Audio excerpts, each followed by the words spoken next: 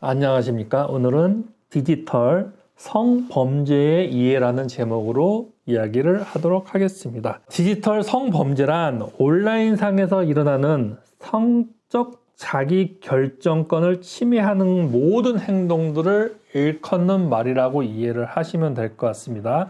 예를 들어서 동의 없는 사진이라든지 영상물 촬영, 유포 혹은 이를 빌미로 협박하는 행위, 허위 영상물을 편집하거나 합성, 가공 및 유포 또는 사이버 공간에서 성적으로 괴롭히는 행동을 모두 다 포함하고 있다고 이해를 하시면 될 것 같습니다. 자, 그러면은 디지털 성폭력의 종류를 좀 몇 가지로 크게 나눠서 이야기하도록 하겠습니다. 자, 첫 번째, 통신매체 이용 음란죄입니다. 통신매체 이용 음란죄란 채팅 혹은 SNS를 통해서 성적인 내용을 전달하는 모든 행위들을 다 일컫는 말이라고 이해하시면 될 것 같습니다. 성적 불쾌감이나 공포심, 불안감 등을 상대방에게 일으키기 때문에 처벌이 대상이 됩니다. 문자나 메일에 성적인 내용이 들어간 문구나 이미지가 있는 경우 처벌이 대상이 된다는 것을 꼭 기억하셔야 됩니다. 성과 관련된 범죄는 상대방, 즉 피해자가 성적인 수치심을 느꼈느냐 안 느꼈느냐를 갖고 기준으로 범죄가 될 수도 있고 범죄가 안 될 수도 있기 때문에 인정 범위가 매우 넓기 때문에 주의를 하셔야 됩니다. SNS를 이용한 문자나 영상, 이미지는 발송되면 취소가 힘들다는 것을 알고 계셔야 됩니다. 요즘은 발송하고 나서 아주 짧은 시간에 취소가 가능한 경우도 있지만 발송하고 나서 일정 시간이 지나거나 아니면 짧은 시간이지만 발송하고 나서 상대방이 그 메시지를 읽게 되면은 취소를 할 수 없다는 것을 여러분들도 알고 계실 겁니다. 일단 보내놓으면은 이거는 범죄의 행위를 했다라는 정확한 증거가 되기 때문에 매우 위험한 행동이라고 이해를 하시면 될 것 같습니다. 최근에 비대면을 이용한 만남이 빈번하게 일어나면서 이 문제의 심각성이 점점 커지고 있는 양상이다라고 이해를 하시면 될 것 같습니다. 사례를 한번 가지고 이야기하도록 하겠습니다. 직장 동료에게 성적인 내용이 담긴 글을 초성만 따서 보냈습니다. 니은, 리을, 쌍디귿, 미음, 시읒, 디귿. 자, 이 초성이 의미하는 얘기는 너를 요구하고 싶다라는 의미로 보낸 겁니다. 이를 보고 불쾌감을 느낀 동료가 고소를 하게 된 경우입니다. 그래서 결국은 통신매체 이용 음란죄가 인정이 돼서 처벌을 받은 케이스입니다. 나는 그런 의미로 너에게 보낸 게 아니고 장난으로 보냈을지언정 이거를 받은 사람이 기분이 나쁘고 성적 수치심을 느끼면 이거는 통신매체 이용 음란죄라는 법에 저촉이 되는 행위로 될 수 있다라고 이해를 하시면 될 것 같습니다. 누가 기준이다? 그 문자나 영상이나 이미지를 본 사람의 기준이다라는 것을 꼭 기억해 주셔야 됩니다. 두 번째입니다. 음란 영상물 관련 범죄입니다. 음란 영상물 관련 범죄는 아동, 청소년, 성착취물을 소지, 시청으로도 처벌의 대상이 된다는 것입니다. 소지, 내가 가지고 있거나 내가 보기만 하여도 처벌이 대상이 된다. 누구를 대상으로 한 영상물? 아동, 청소년, 성착취물. 다시 얘기해서 아동이나 청소년이 야한 영상에 출연을 했다라고 하면은 이거는 아청물이라고 좀 이해를 하시면 될 것 같습니다. 그래서 이 아청물은 가지고 있거나 아니면 내가 보기만 해도 처벌의 대상이 된다라는 겁니다. 아동, 청소년, 성착취물의 대상은 아동, 청소년이 등장하는 영상 일체를 말합니다. 영상에 처음부터 끝까지 아동, 청소년이 나왔다고 해서 처벌의 대상인 게 아니고 이런 영상의 길이가 있으면 여기에 잠깐 일부만 나와도 아청물에 해당하기 때문에 매우 조심하게 생각을 하셔야 됩니다. 아동, 청소년이 자기가 스스로 촬영한 영상도 아청물에 해당한다는 것을 기억하셔야 되고 아동, 청소년이 등장하는 몰카 역시도 당연히 아청물에 해당합니다. 그러니까 다시 설명을 드리면 어떠한 행태로 만들어진 영상이라도 성적인 영상에 아동이나 청소년이 일부 또는 일정 부분이 나오면 무조건 이거는 아청물이다라고 이해를 하시면 될 것 같습니다. 사례를 한번 들어보도록 하겠습니다.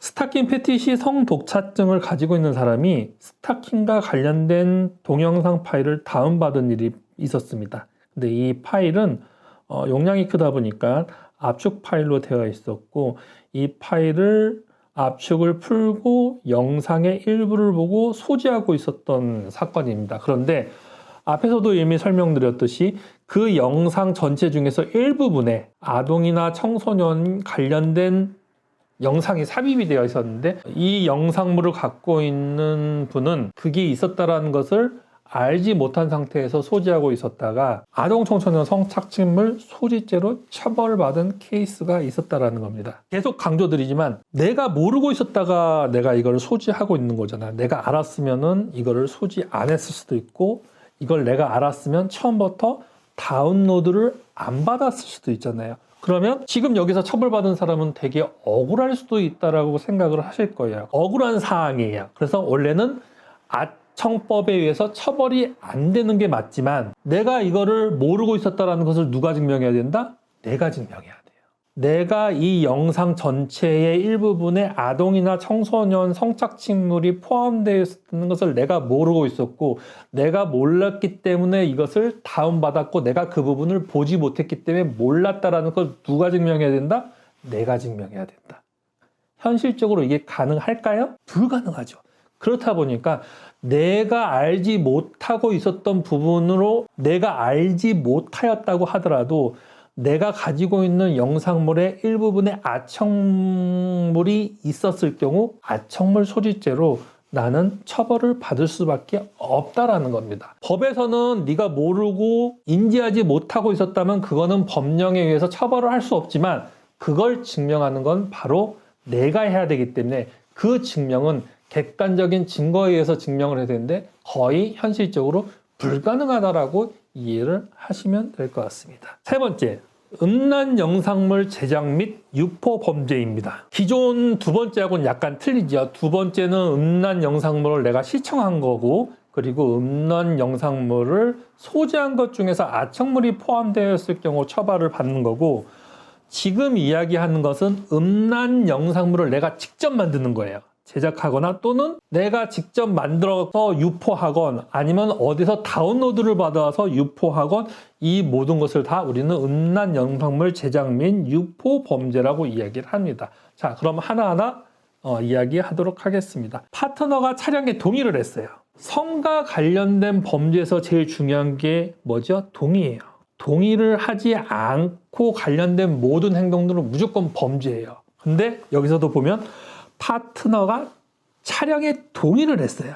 여기까지는 범죄가 아니죠. 파트너가 촬영에 동의를 해서 동영상에 촬영을 했는데 이것을 유포한 경우는 어떻게 된다? 처벌의 대상이 된다는 거예요.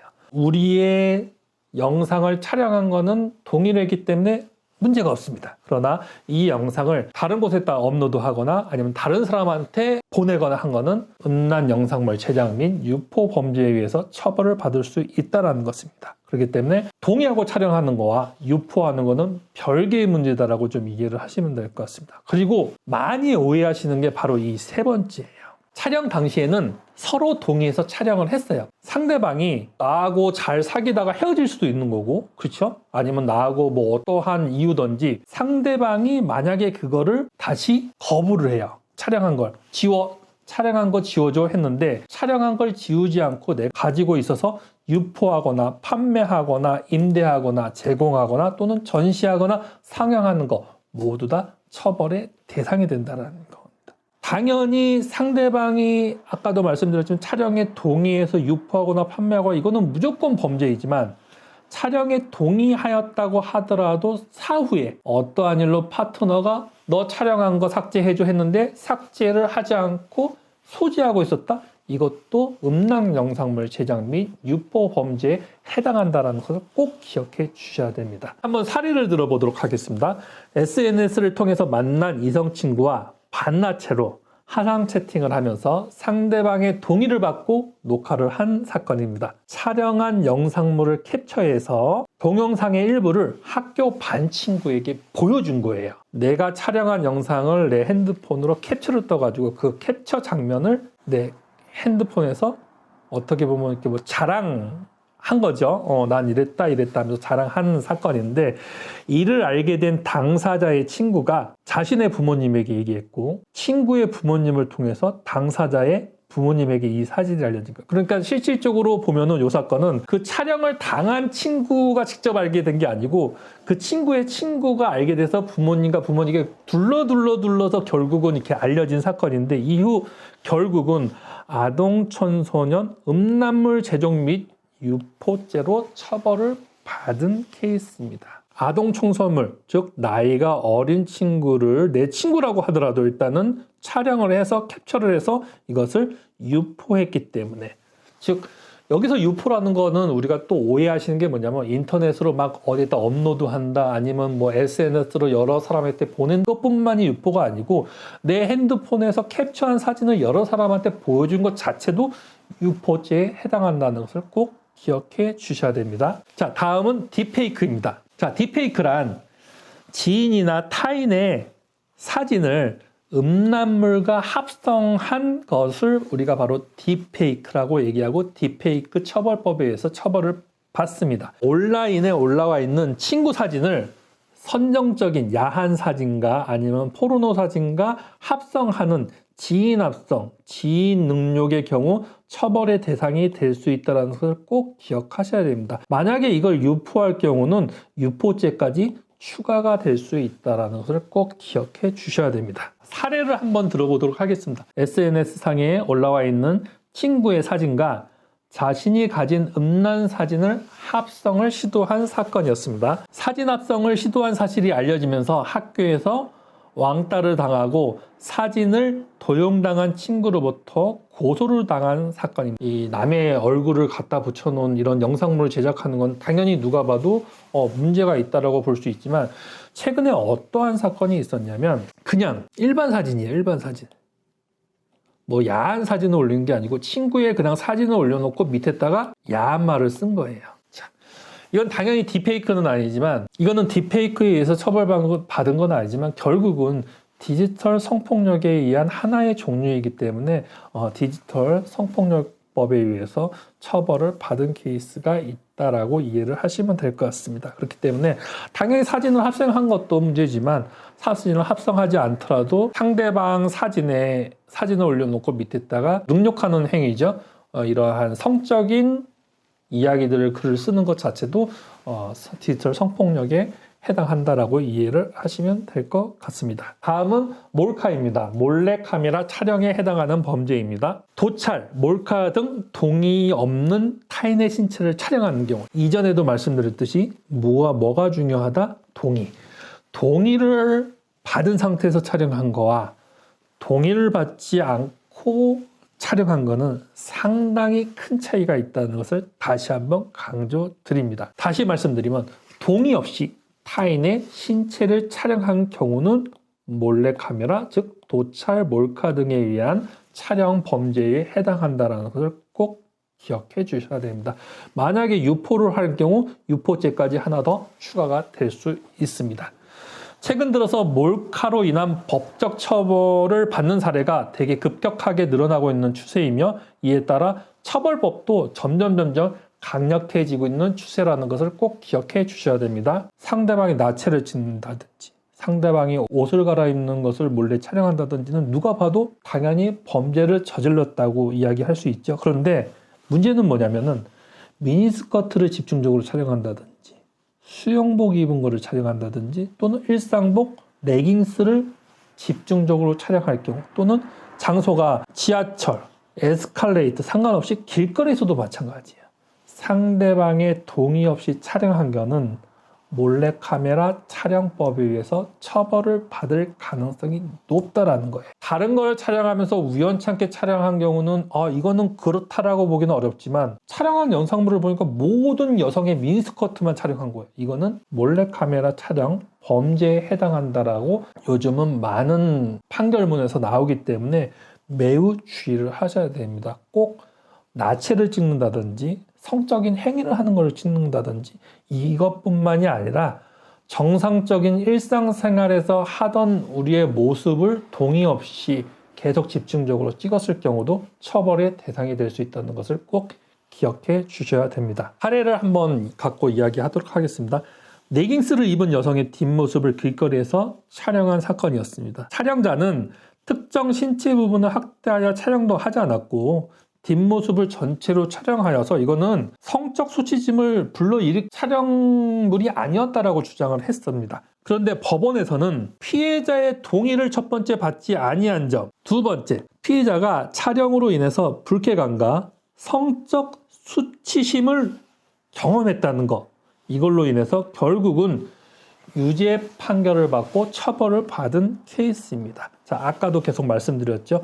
꼭 그런 영상물을 촬영하는 게 아니라 일상적인 이런 영상물을 촬영하더라도 충분히 동의를 받지 않고 상대방이 수치심을 느꼈다면 처벌의 대상이 될 수 있다는 것을 꼭 기억해 주셔야 됩니다. 디지털 성폭력 성범죄는 이제는 신상정보 등록 제도의 도입으로 인해서 나의 신상정보가 등록이 된다는 것을 꼭 기억해 주셔야 됩니다. 4대 강력범죄 중에서 급격하게 증가하고 있는 성범죄 예방을 위해서 2013년 카메라 등을 이용한 촬영죄가 신상정보 등록죄에 추가되었습니다. 젊은 층의 피해 비율이 높고 전체 디지털 성범죄 중에 20대인 젊은이가 차지하는 비율이 전체적으로 절반을 넘은 상태입니다. 카메라 등 이용 촬영죄의 재범률은 73.2%, 매우 높죠. 다른 성과 관련된 재범률에 비해서 특히 카메라 등을 이용한 재범률이 상당히 높은 편입니다. 이런 현실을 반영하여 몰카, 도찰 관련된 형량이 점점 높아지고 있다라고 이해를 하시면 될 것 같습니다. 자, 오늘은 디지털 성폭력, 성범죄에 관한 내용에 대해서 우리가 잘못 알고 있었던 거, 그리고 전반적으로 디지털 성폭력, 성범죄가 무엇인지에 대해서